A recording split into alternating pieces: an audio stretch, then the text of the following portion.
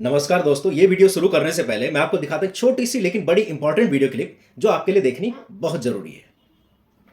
तो उनको राहत देनी चाहिए।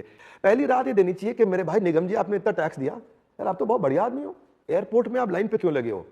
आप टैक्स पेयर हो, आपकी अलग लाइन लगवाते हैं। एम्स में आपको बेड नहीं मिल रहा, आपके लिए स्पेशल रिजर्वेशन रखते हैं बेड का। आपको आज कोई फैसिलिटी नहीं मिल रही है, आपको आधार बनने में देर लग रहा है, आपको पासपोर्ट वीजा इमिग्रेशन के लिए डिले हो रहा है। आपने पासपोर्ट रीअप्लाई कराया, रिन्यू कराया, आपका पासपोर्ट आना चाहिए 24 घंटे में, बाकी आ रहा 24 दिन में। तो अगर आप विवेक बिंद्रा सर के जबरा फैन हैं तो आपको ये विचार बड़ा क्रांतिकारी लगेगा और अफसोस भी होगा उन 1.25 करोड़ टैक्स पेयर्स के लिए जिनके ऊपर की पूरे 140 करोड़ की आबादी की जिम्मेदारी आन पड़ी है। सर, क्या भारत में सिर्फ 1.25 करोड़ ही टैक्स पेयर्स हैं? क्या सिर्फ इन्हीं की वजह से देश में प्रगति हो रही है? दूसरी बात करेंगे कि क्या पासपोर्ट से लेके एयरपोर्ट तक इन सभी टैक्स पेयर्स को वीआईपी ट्रीटमेंट देना संभव है? क्या ये इतना व्यवहारिक है? तो दोस्तों, सबसे पहले बात करते हैं नंबर ऑफ टैक्स पेयर्स की।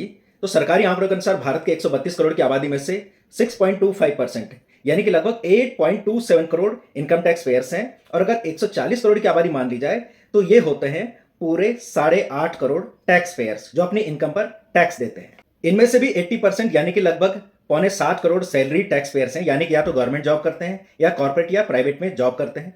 बाकी 2.25 करोड़ बिजनेस और कॉर्पोरेट इनकम टैक्स पेयर्स हैं। हाँ, ये बात भी है कि इन 8.5 करोड़ टैक्स पेयर्स में से बहुत सारे NPS, ELSS, life insurance, health insurance जैसे एटीसी और एटीडी इंस्ट्रूमेंट या होम लोन लेकर अपनी टैक्स सेविंग कर लेते हैं, लेकिन इसके जरिए वो भी सरकार की बहुत सारी योजनाओं में भागीदारी करते हैं जिससे देश को ही फायदा होता है। अब बात करते हैं बचे हुए 93% लोगों की जिनके बारे में कहा जाता है कि वो बिल्कुल भी टैक्स पे नहीं करते। तो जनाब, एक बात साफ कर दें कि भारत का हर नागरिक टैक्स पे करता है जिसे इनडायरेक्ट टैक्स कहते हैं, जो कि जीएसटी, एक्साइज, कस्टम, वैट और सेस के रूप में देश के हर नागरिक से वसूला जाता है। फिर चाहे वो 1 रुपए की माचिस की डिबिया हो, पेट्रोल डीजल हो, ग्रोसरी हो, यानी कि हर खरीद पर देश का हर नागरिक टैक्स पे करता है जिसे इनडायरेक्ट टैक्स कहते हैं। तो सबसे पहले हम समझते हैं कि डायरेक्ट टैक्स यानी कि जो कि इनकम पर लगने वाला टैक्स है, तो ये है लगभग 51% और जिसकी वैल्यू है 16.61 लाख करोड़ रुपए। और जो इनडायरेक्ट टैक्स है जो कि हमारी खरीद फरोख्त पर जो सरकार वसूल करती है उसकी वैल्यू है 15.29 करोड़, यानी कि वो बैठता है 49% ऑफ टोटल टैक्स कलेक्शन। तो इससे एक बात तो साफ हो जाती है कि डायरेक्ट और इनडायरेक्ट टैक्स की भागीदारी लगभग बराबर है, यानी कि लगभग आधी आधी। लेकिन एक सवाल अभी भी आपके जहन में गूंज रहा होगा कि भारत में सिर्फ 6.25% ही टैक्स पेयर्स क्यों हैं, जबकि यूएस, यूके, नॉर्वे, स्वीडन में इनकी तादाद 40 से 50% के करीब है।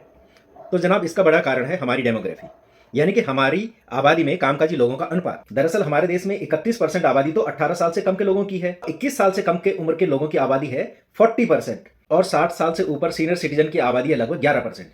यानी कि भारतीय संदर्भ में 51% आबादी तो वैसे ही वर्क फोर्स ब्रैकेट से बाहर है। अब इसका यह मतलब नहीं कि टैक्स चोरी बिल्कुल ही रुक गई है। दरअसल बहुत सारे पॉलिटिशियंस और अमीर लोग अपने ब्लैक मनी को एग्रीकल्चरल इनकम दिखाकर या बेनामी प्रॉपर्टी खरीदकर अपने पैसे को वहां चैनलाइज कर देते हैं और टैक्स देने से बच जाते हैं। लेकिन जैसे जैसे सख्त कानून बन रहे हैं, टेक्नोलॉजी इंप्रूव हो रही है, डिजिटलाइजेशन हो रहा है, तो धीरे धीरे टैक्स चोरी करना भी मुश्किल होता जा रहा है।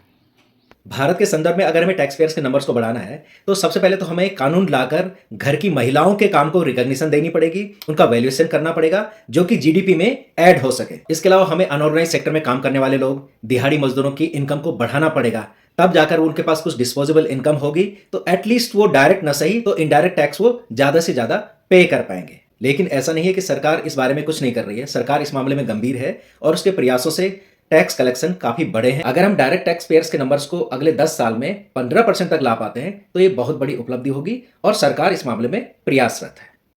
तो दोस्तों, ये वीडियो आपको कैसा लगा? अगर आपको पसंद आया हो तो लाइक करें, सब्सक्राइब करें और शेयर करें।